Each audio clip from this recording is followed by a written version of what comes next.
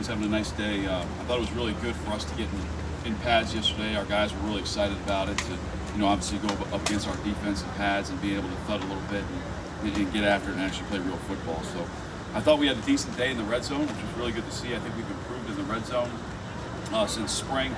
The thing we need to always harp on is staying fundamentally sound. Okay, and I didn't think we were as fundamentally sound yesterday as we need to be. So at the end of the day, I always tell our guys, remember your fundamentals when things are getting tough. So we got to be more fundamentally sound at every position. So we're looking forward to getting better at that today and here on out throughout the game. Pleased to see one of your top wide receivers in Diggs get an extension this morning. I'm going to let Coach Zim and Rick handle that. So when that announcement's been made, if that's happening. Can you speak though about Diggs and just how he's looked, since you've been with him? I love that guy, and he's exactly what you want in a player, and in my mind, a superstar player. He is smart. He loves football. He's assignment sound, coachable. He's got a lot of energy, explosive, and he catches the football. So I think that describes, pretty good receivers in this league. So, if that's the case, we're thrilled he's a Viking.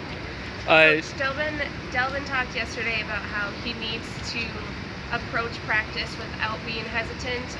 Just kind of talk about the mentality that you've seen from him in getting back out there. Yeah, I'll tell you, he said that. I didn't see any signs of that he was holding back or anything. I mean, he really looks like he's trusting that knee.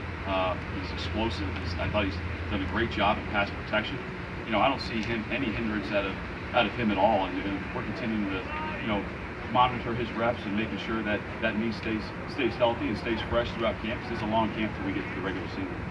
John, you haven't had a chance to see it in person yet, but you talk about his explosiveness. Diggs, when he gets in a game situation, he's a player that turns it on even more. Like, he shines in the spotlight. That's something that you probably salivate that you have as well, right? Absolutely, and that's their stage. I want guys to have fun. I want their personalities to show on the field. I mean, that's what this is all about. And as long as it's not affecting the team and affecting their play, getting us penalties, all those things, I want their emotions to show, because that's what gets those guys going. Diggs was pretty effective in the red zone last year. A lot of time when you think about receivers who are effective in the red zone, you think of bigger guys who can body out. What makes Diggs so effective despite not having a 6'5" frame? Yeah, I think number one is speed. So I think corners in this league have a really hard time knowing that, hey, he may run by me on a fade route, okay? So they're going to give him a little bit of cushion, which opens the room for quick outs, slants, gives him room to catch and run with the football. So he's strong enough to be able to catch and run with the football, break a tackle, and dive into the end zone. So I think, his overall speed and explosiveness is why I think you see some free access on him in the red zone. Getting off the line of scrimmage, why is he so good at being right in press coverage? Because I think he's got a lot of quick twitch.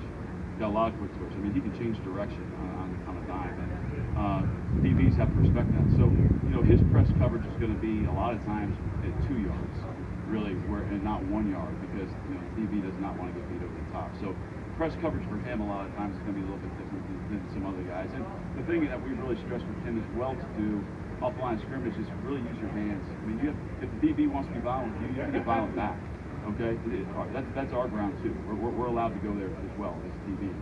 So attack angles on the DB.